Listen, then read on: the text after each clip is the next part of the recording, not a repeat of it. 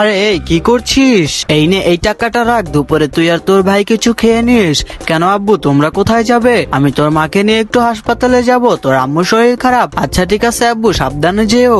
আরে ভাইয়া, আমি গাছে পানি দিতে গেলাম, তুই বাসায় থাকিস। আচ্ছা ঠিক আছে আপু। এই তো এখন আমি সবগুলো গাছে সিরিয়ালে পানি দিয়ে দেই। এই তো এখন আমি শাকসবজি নিয়ে নেই। আরে আপু কি করছিস? এই তো আমি শাকসবজি নিলাম আমাদের মাছের খাবার জন্য। আচ্ছা ঠিক আছে আপু, চল এখন এগুলো নিয়ে যাই। এই তো এখন এগুলো পুকুরে ফেলে দেই, মাছ খেয়ে নিবে। আরে আপু, আমারও খিদে লেগে গেছে। ঠিক আছে চল বাসায় যেয়ে তোকে খাবার দিব।